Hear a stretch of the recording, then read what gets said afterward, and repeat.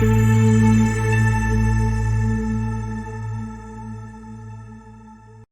my pleasure to be moderating this panel on short-term rentals and destination clubs.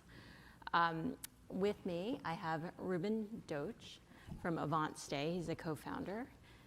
Ben Trod from Four Seasons. And he's the SVP of Sales and Marketing. And I have James Henderson, the CEO of Exclusive Resorts. My name is Gloria Fu, and I am the vice chair of the ILHA East Coast chapter. We have chapters, so we have events. That's my plug for the ILHA chapters, and I'm an independent board director for a SPAC. If you guys want to ask me about SPACs and it's publicly traded, you can hit me after that. And we are invested in prop tech. I spent the majority of my career as a public company investor for JP Morgan, and we were big shareholders of Marriott, Hilton at the time. Unfortunately, there were no publicly traded luxury hotel companies, pure plays at the time. And before we launch into our fireside chat, I'd like each of you to introduce yourselves and talk about your unique business models. We've got kind of a diversity from a disruptor to more traditional hybrid lodging and a very interesting destination club system, which is closed. And why don't we start with you, Ruben? Perfect. Hey guys, Ruben Doach, co-founder of AvantStay. We are a kind of tech-enabled we don't like to use the word luxury, but I'll use it for this group. Luxury short-term rental provider. So we have 750 plus homes, growing kind of 3x, so really aggressively expanding in 70 plus cities across the United States. And so we have click-to-touch concierge that's all on the app. We are on a bunch of OTAs, so as a counterpoint to some of the more closed systems, we're on Airbnb, VRBO, our direct site, Marriott, with Marriott Points, Marriott Homes and Villas, et cetera. So. Hi everybody, Ben Trod. Great to be here. Thank you, Gloria, for looking after us and keeping us on track and inviting us to be here. I didn't get the disruptor tag. I've been looking for that since I was a kid, and it hasn't worked yet. I gave you the hybrid model, so I used it. I'll be hybrid then. That sounds good. But, I've been with Four Seasons for 26 years. Run our global sales and marketing organization, looking after hotels, residences, restaurants, bars, and the various other sort of destination pieces that we have. We operate, in addition to our 122 hotels, we operate private villas for short-term rental. We have 750 of those in our portfolio right now, so it's a great pleasure to be able to talk about that expanding business segment. Thank you. And James? Very good. Good afternoon, everyone. The prizes must have been good to keep you guys here after lunch. My name is James Henderson. I'm the CEO of Exclusive Resorts. I've been exclusive for the last 2 years, relatively new to the industry. I came out of private aviation prior to that and the yachting industry before that. So I'm learning my way through hospitality. But so Exclusive Resorts it's been around for 20 years as a company. We're privately owned as an organization. We are probably one of the largest owner-operators of luxury homes in the world in terms of the ownership component and the operational component. We have 400 homes and experiences across 75 different destinations. We're predominantly in North America. Most of our member base is in North America. We have 4,300 members, all of whom are, I would say, anywhere from really high to ultra high net worth individuals, names that you would know. Some others you would never know. And our business really is focused on 3 or 4 areas. We have our core residence collection of homes, which is in all of the sort of places that you would typically expect, from places like ski destinations, Aspen Vale, Deer Valley, Tahoe, places like that. We're in Hawaii, we're in Europe, we're in Tuscany, we're in Paris, we're in London. We have 4 homes on the World, the cruise ship The World. And then we have homes we have 50 homes in the Caribbean as well. Then we have an experience side of our business as well. So we operate a little bit like a sort of a tour private travel business too, just for members, so purely members only trips. And that side of our business I think we do about 40 departures a year.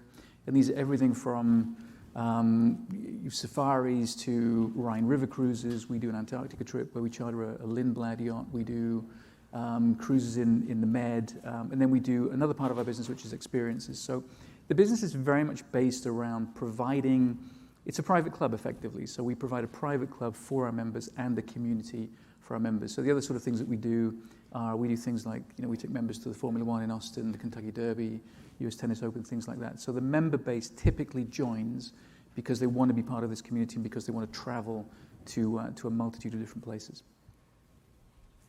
So we'll continue on with you, James. So I'm curious, we've been a little bit in a hiatus the past year and a half, and I'm curious on what are the trends that you guys are seeing among your clientele, especially since maybe they can't be doing the extra tours, and are they staying in your properties longer, or what are you seeing?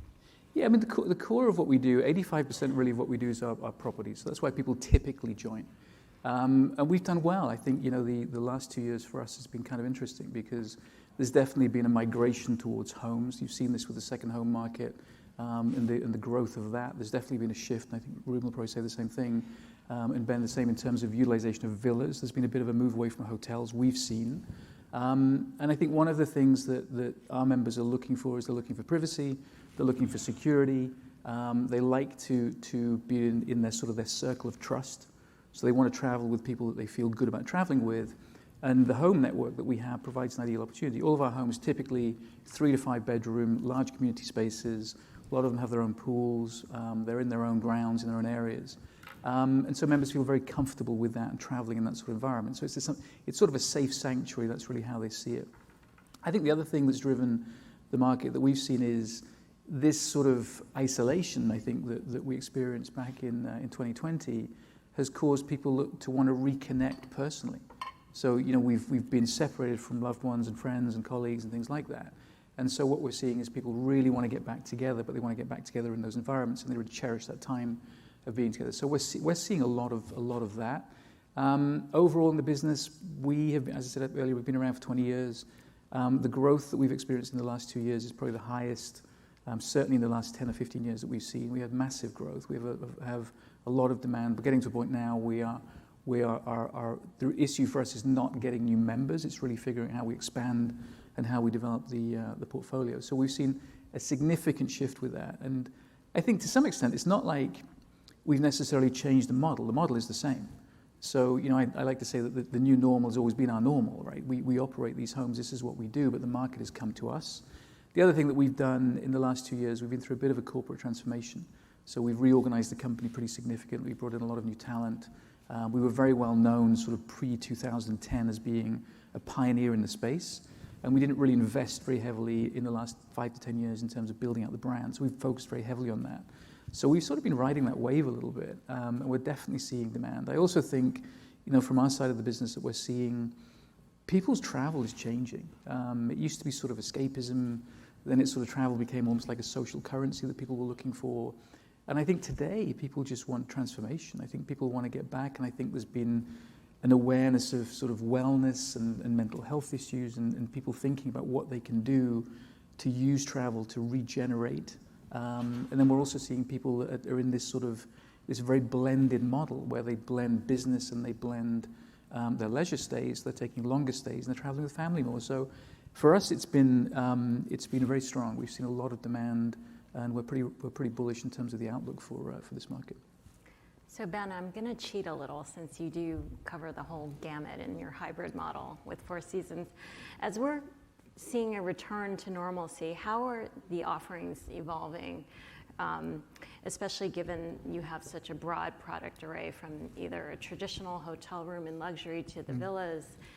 How are you changing? Yeah, and what are you seeing? the business is adapted without a doubt, very similar to the things that James has said. We've seen a huge growth in the private retreat market for us. That started right at the very beginning of the pandemic, and people wanted space. They wanted to feel secure.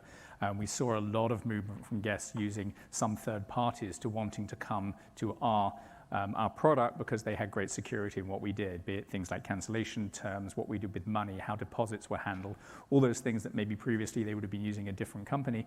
They wanted to come to us and use our very sort of secure method of doing business.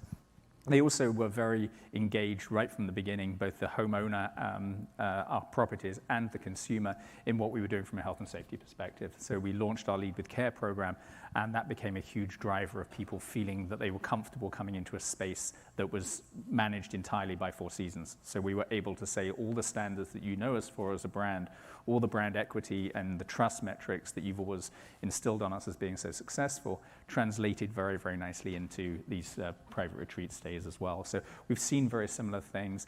The business has expanded, as you said. I mean, the last couple of years, the numbers have been just absolutely phenomenal. The spend for us within this segment is very significant, without any doubt.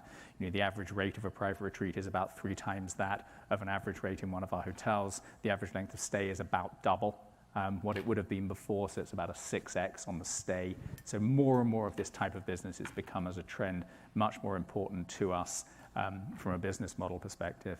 The other big change we've seen in the last couple of years in this space is about a 50% growth in average length of stay, and I don't know if you've seen people staying for longer as well. Yeah. Some of that is undoubtedly bolstered by people moving directly into units and staying there for many months on end. But some of it is actually in the individual transactions as well, where when people, to your point, get a chance to really emotionally connect with family, and they've managed to sort of make their way through all the different regulations and manage to find flights, and they feel comfortable they've got somewhere, it's almost, having gone through these hoops, I'm going to stay here for a little bit longer now and really enjoy what we've set out to achieve. So we've certainly seen that. And in the hotel space, you know, obviously you may know us as a hotel company as well. We have 122 hotels around the world. 96% of those are open now and functioning very well. And the market is, I'm sure everybody knows, very, very, very strong. Some of the biggest challenges we have right now are honestly in the availability space. And that's one of the biggest changes we've seen, is the property portfolios are filling from very much the top down. So when we have a beautiful private villa or a presidential suite with multiple bedrooms connecting, enabling people to really create kind of that compound feel, those are the products that are most in demand. They obviously occupy a very nice place in our revenue streams as well, so we're more than happy with that. But that's one of the biggest changes we've seen now, that people obviously have a huge pent-up demand for travel. They have so many indexes around the world about economic prosperity is so strong, and people frankly want to do business at a very high point. And has that inverted from what, like 4 years ago, you might have seen that the regular room might have sold first, and then the larger suites might not have been as in demand? Yeah, it's certainly moved up the ladder, I think, as a company and as an industry. I mean, 2019 in most of our regions around the world was the best year. Between 2018 and 2019, the best years the hospitality industry has ever had. So we were coming in from a very high point, but where maybe normally our entry-level point to the brand might have been the smallest suite, something around there, we're finding this really sort of highest level of inventory is some of the hardest to get hold of right now. And obviously, at the very high end, you don't have so many of those units, right? So if you've only got 2 5-bedroom beachfront villas, one goes, that's 50% of your inventory gone. So that would be a change. Awesome. So Ruben, I haven't forgotten you. So I'm very curious, as you said, you know, for the purpose of this audience, you're luxury, and I used to cover consumers, so I think the term might have been something like mastige. And I'm curious, like, who you really see as your competition and what kind of lengths of stay, and are you targeting kind of more of a millennial type crew? Totally. Who's, you know, this is my first time going to this place and I want to stay in a nice place? Like, maybe just give us more color on that. Yeah, I think that our target, we have really nice short-term rentals. Not everything is beachfront villas, but we have very well-appointed, 3-4 bedroom houses. We have houses that cost $50,000 a night as well, so we span the gamut. Obviously, it's localized. It's whatever the market is, there's kind of different market dynamics in the places we are. I think our branding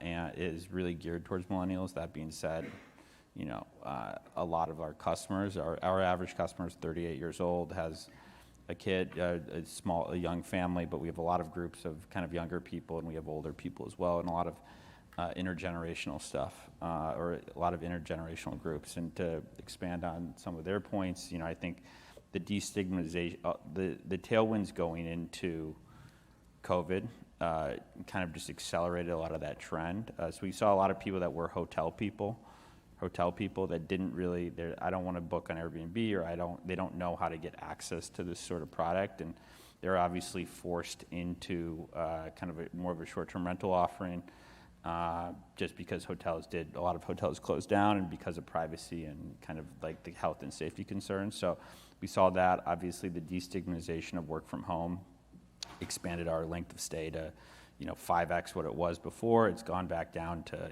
2x, as people don't need to book a place for a month or 2 months at a time anymore, and now they're booking for 6 to 14 days. But yeah, I mean, we want anyone who wants quality and is looking for a consistent premium short-term rental experience that has some of those luxury amenities.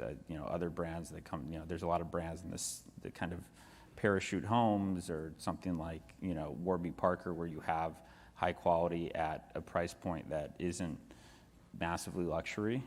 So we kind of span the gamut. And again, availability has been a big thing, which has pushed ADRs up significantly. So that's something to keep in mind as well.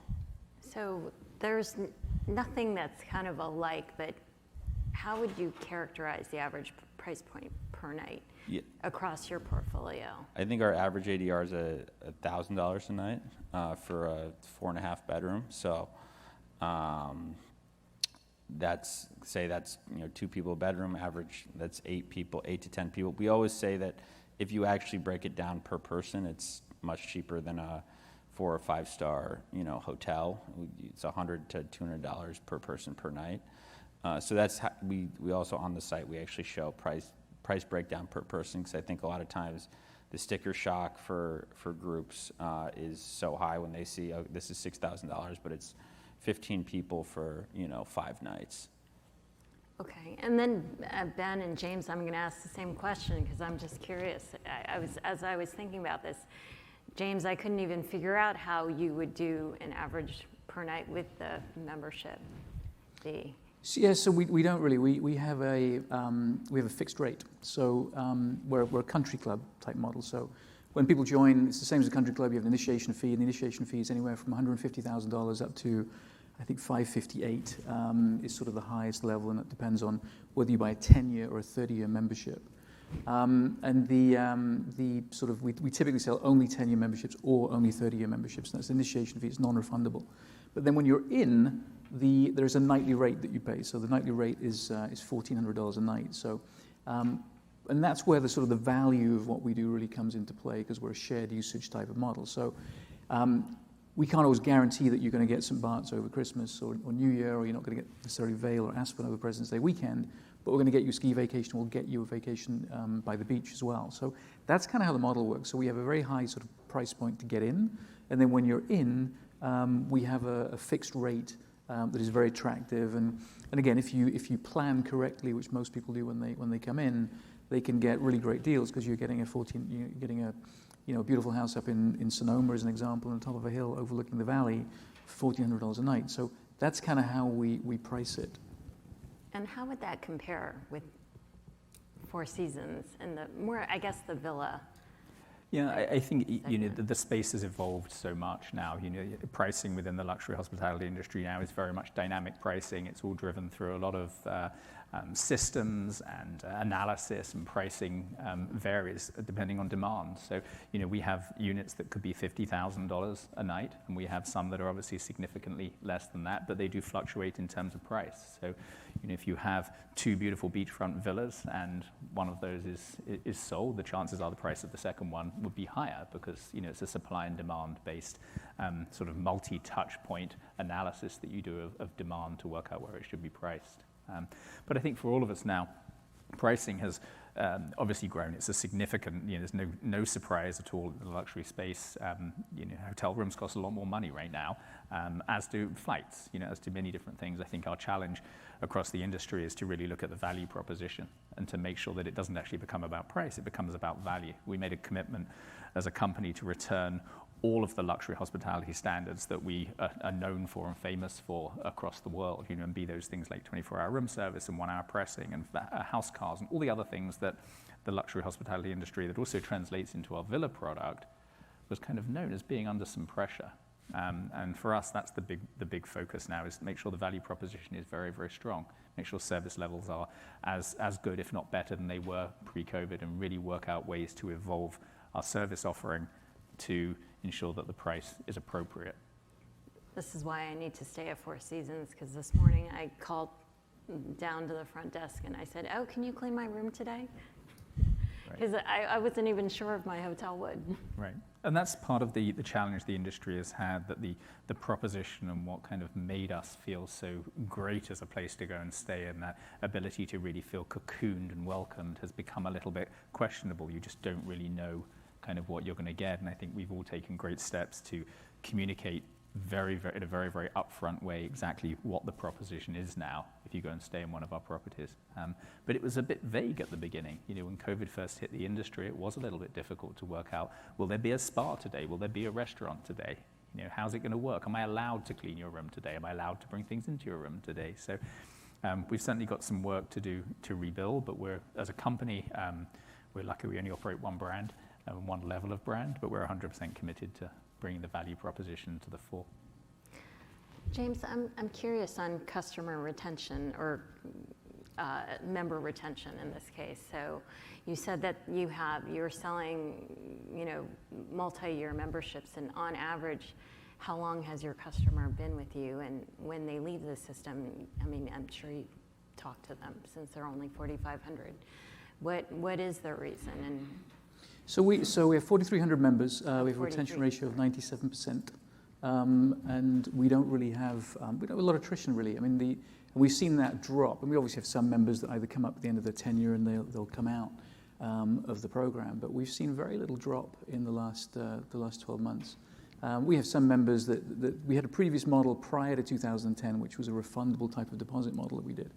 And we have some members that come out of that model, but for the last 10 years, we've been selling 10 and 30-year memberships. And so people tend to stick with us. I mean, what we sell is really a lifestyle choice. You're joining a club of like-minded individuals that want to travel and want to travel in a lot of different locations. We have some people that like to go back to the same homes.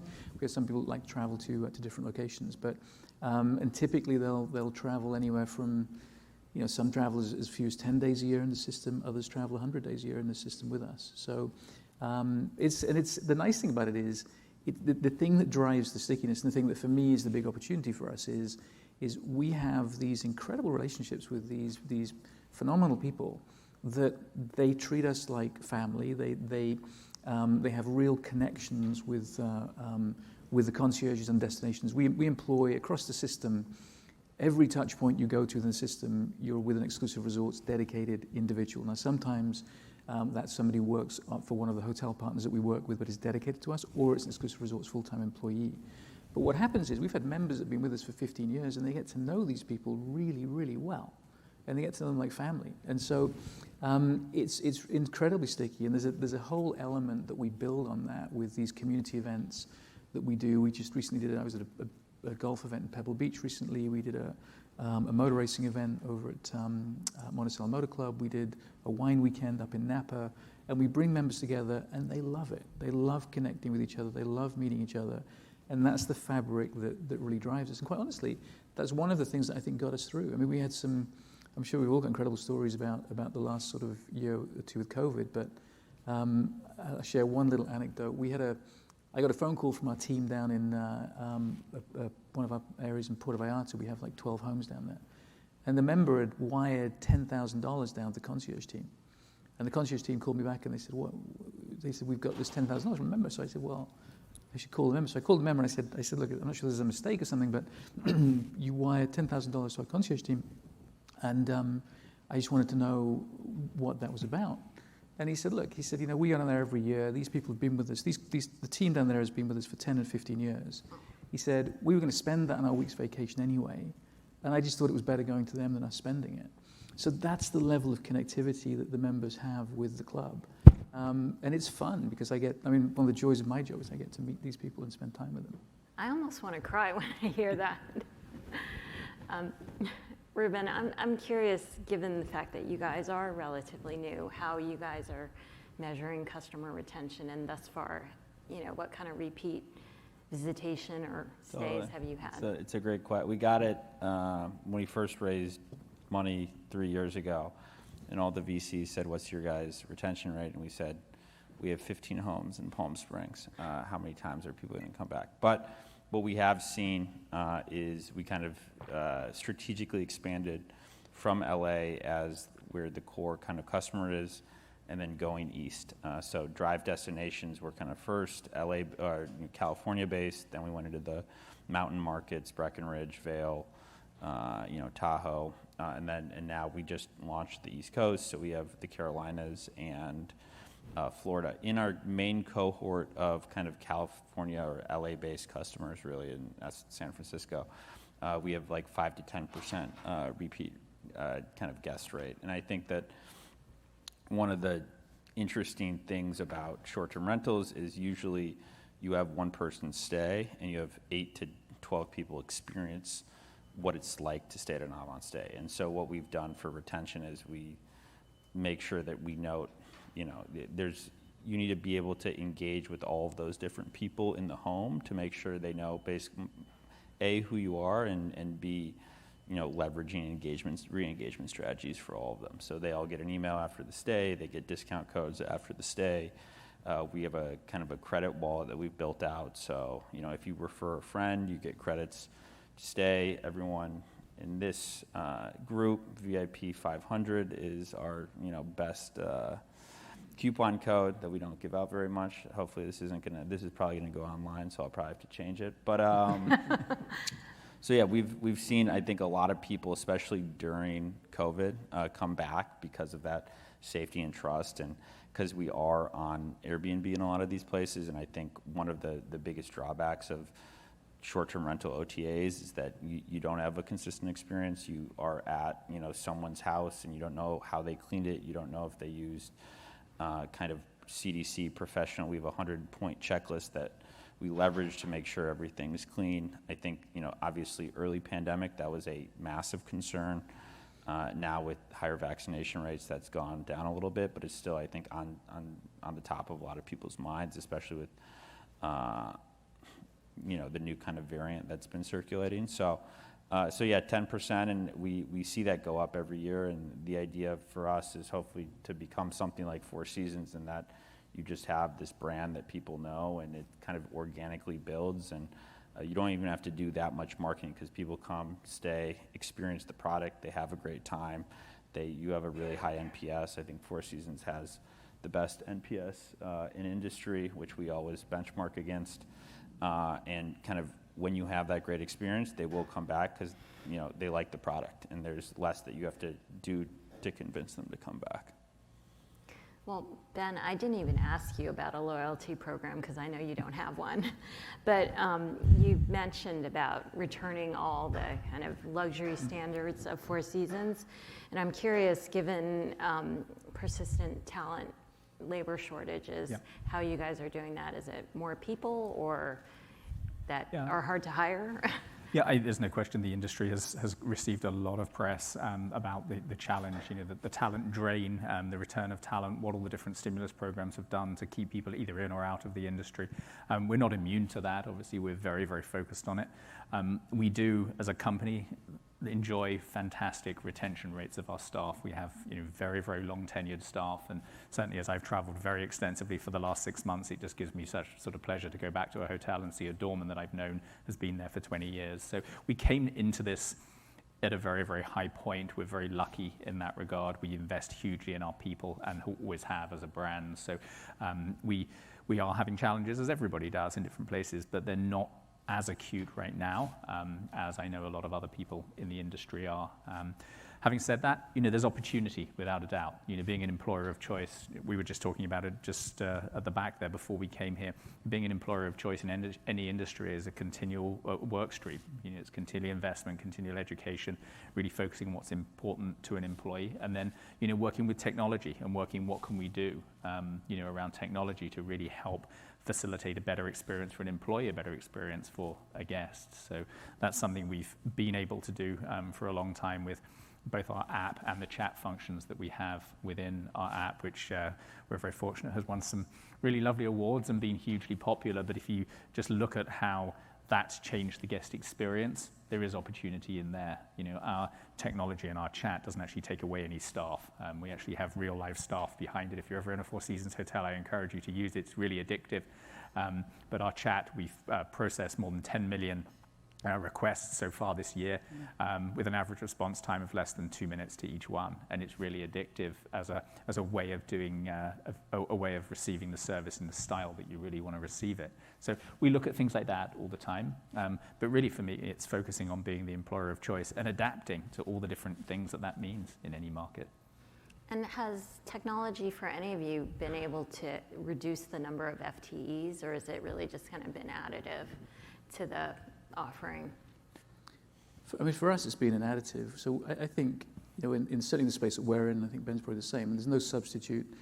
Technology can't substitute for sort of a very high-touch service. And, we have concierges on site. We have one concierge for every 4 homes, more like a butler really than a concierge.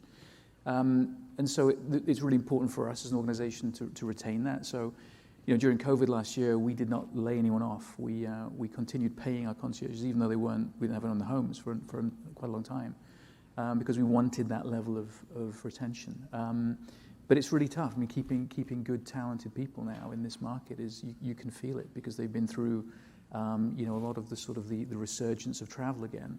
I think technology can augment that to an extent. We have an app as well, which we instituted last year, and you can probably very similar things. I'm sure it's not quite as sophisticated as the Four Seasons one, but you can do your pre-arrival stuff, you can chat, you can order your groceries, you can do your itinerary planning, you can do your checkout, you can get on the Wi-Fi, and things like that when you're in residence. But I think it is no real substitute for having that personal service. I think to Ben's point, you have to have the technology is just an enabler, it's a conduit. You have to have someone behind it that can provide and deliver that level of service. And we're not in that business. We're not in the business of trying to become sort of a technology intermediary. We're very much in the business of providing a very high level of service. The technology, I think, can improve the efficiency of any transaction, which meets the guest expectation, because any consumer now is benchmarking against, Uber Eats or, these amazing sort of intuitive Netflix and all these intuitive sort of tech platforms that really are able to tell you things about yourself that you didn't really know, but also improve efficiency. So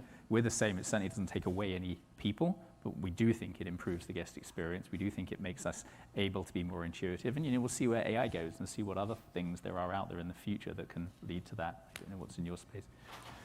For us, I think we kind of led with, we built a whole kind of property management solution from the ground up that's custom for short-term rentals and kind of branded short-term rentals, because there wasn't really anything on the market.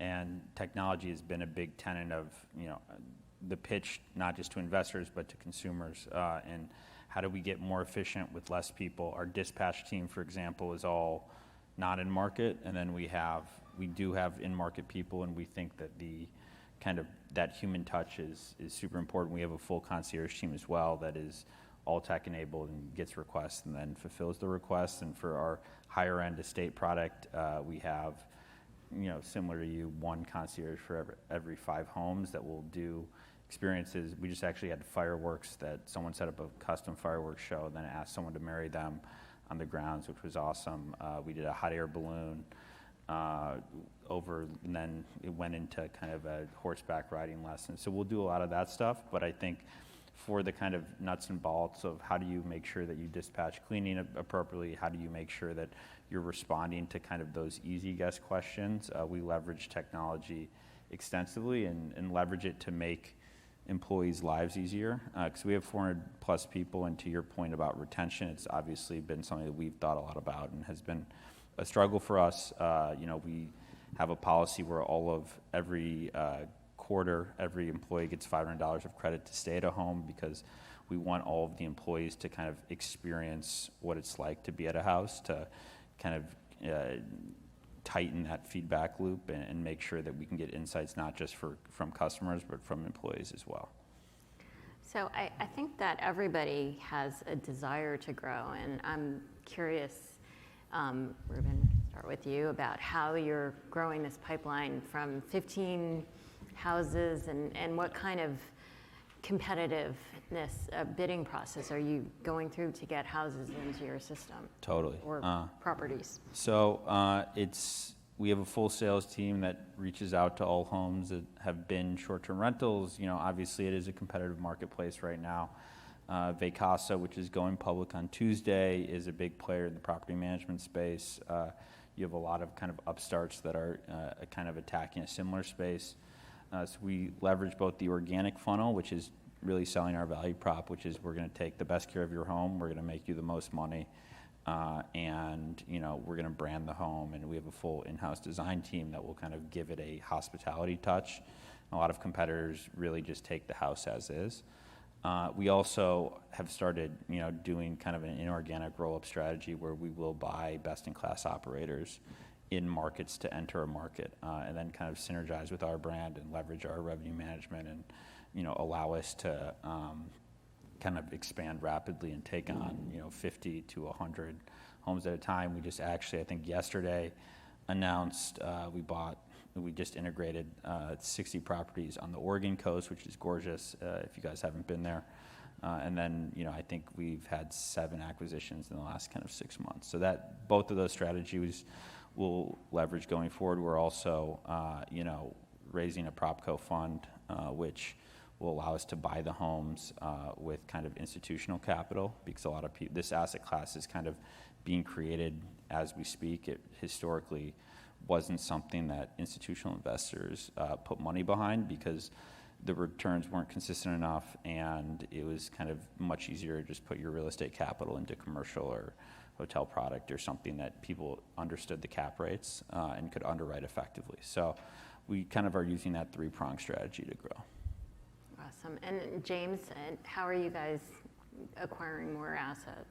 So we have an interesting mix. We have 65% owned, and we have 35% leased in terms of properties. And so we like that mix and that flexibility because the owned properties typically are in places where we have long-term presences and we have a lot of member repeats. And then the lease properties, we go in and we look for locations where we can be a little bit more flexible, we can change things out a bit more, although we still sign 5 to 7 year leases. We also look for, we don't do onesie-twosies, we're looking for areas where we can get a footprint of homes. So we're going into Jackson Hole next year. We've taken 4 homes in the city of Jackson. I'm amazed you could find any. Sorry? I'm amazed you could find any. Yeah, it was expensive, I have to say, but we can only really do, the minimum we can do is 4 because we need to have the operational capability to service the homes. And so we look at this all the time, and I think we offer a pretty compelling opportunity for either institutional investors that are buying, or we actually have a lot of members who will buy homes and they will lease them back to us. That's been pretty successful for us. And it's good for them because they get the capital appreciation for it. We get access to the homes. You could potentially put them into a rental market, but I think that the value or the advantage that we have is that we're one operator.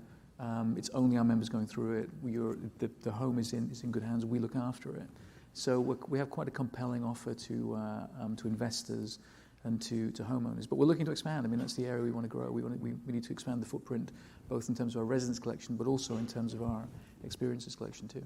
And is your owner being pretty free with capital as far as, or at least more giving of capital to actually do the expansions? Well, I think our owner we're owned by one individual, so we have a single shareholder, and he's been in the business now for 15 years, and we're looking at options in terms of how we can build. What you have to realize is we've been through a bit of a transformation too. We grew very quickly to 2010. We sort of didn't grow so quickly in the last 10 years or so. In the last 2 years, we've gone very quickly. And we're now looking at what does that open up for us. So we're thinking, do we start investing more into the portfolio of homes? Are there other business areas we want to get into? Our member base, it's pretty interesting. Our members spend every year $75 to $100 million on travel outside of exclusive resorts. And we're looking at how can we get access to part of that business. They're doing it in cruises and hotels and all sorts of other things. So we're looking at ways we can augment the residence collection through more hotel partnerships, through other sorts of experiences that we can tack into that. So yeah, we're very flexible in terms of what we're looking at. We're also looking at potentially doing some tuck-in acquisitions and strategic partnerships as well. So we have quite an interesting couple of years ahead of us for sure. So as we're running up against time, I was going to originally ask everyone's predictions, but I'm kind of curious as we think about this. This is a little bit like, the luxury traditional hotel people have been afraid of this space because it's additional inventory. As we think about going into the future, do you think that the phenomenal growth that we've seen in the space is going to continue, or are we going to kind of level off? And how do each of you think about this? Go ahead. Yeah, I think they will complement each other. I think that there are going to be times when a short-term rental is best for kind of what you want, right? Whether it's a larger group, whether with your family, whether you want to host a Thanksgiving dinner. Thanksgiving was kind of massive for us. We're always 100% booked.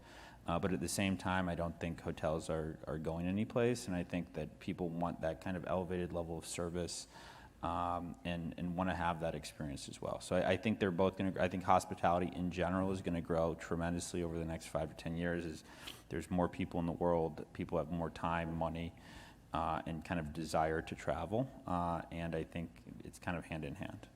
And then I'm going to save you for last, Ben, but James, do you think the 4,300 is going to be 5,000, 6,000 anytime soon? Yeah, for sure. I mean, we're definitely going to grow, and we have plans. We think by 2025 we can double the size of the company. So that's our growth plan. We've got pretty aggressive plans, both to grow, the core portfolio, but to really grow outside of that. And I think we've been a little bit quiet in terms of what we've done from a brand perspective for a long time. In this last 12 months, we've refreshed the brand considerably. Talking about sort of the technology side, we've put in new technologies. We've driven a much more metrics-driven approach. I think the pandemic has given us an opportunity to make quite a lot of changes in the organization. I always feel when you shift someone's paradigm a little bit, you can force change through more quickly. And we've really done that in the last 2 years. We've seen that in the organization, and we've got a very strong shareholder who's very open-minded. And so for sure we're looking at growing. And I think I agree with what Ruben said. I think the industry that we're in, when you look at the sort of the landscape, they're very complementary. I mean, our members, they stay in hotels all the time. They 50% of our members own second homes and are buying more through this period. So there's a lot of different opportunities. And I think the pie is going to just get bigger and bigger, rather than necessarily us taking market share from one segment to the other. And then Ben, because you can speak to traditional lodging and villas. Yeah, I mean, we're 100% bullish on the space without any doubt. And we have 750 units now. We'll have 1,000 available units by the end of 2023. We have 28 places that we currently operate private retreats, and we'll have 44 by 2025. So this is a big part of our business model going forward. Very bullish on the space. Certainly see great opportunity in the share of wallet metric that you're mentioning there. People undoubtedly have opportunity to bring more into a lifestyle ecosystem that is something like Four Seasons, which is just a brand that now is diversifying into private jet and all the other places that we've been, and the private retreat spaces there as well. So definitely very bullish on the space, and we see a lot of brand strength coming from this, and a lot of ability to attract people in. We love the idea of people going to a private retreat for, a getaway for a group of friends for 6 or 8 people, and introducing people to the brand in that sense. So in customer acquisition, it's very strong, but certainly share of wallet gives us all an enormous opportunity. So very bullish on the space. In the luxury hospitality space as well, obviously right now, the highs are very, very high. There are still some places that are challenged around the globe, countries where Japan, for example, very difficult to get in and out of the country. Those places are just very different for us, but the vast majority of destinations around the world are performing really, really well for us, and very, very close to 2019 levels, if not above, in terms of ADR. So it's very, very strong, and for us, certainly a very positive outlook. Well, thank you so much. It's been my honor and pleasure to moderate this panel, and thanks for listening and staying. And we even got more people towards the end. Thanks. Thanks, Larry. Thank you.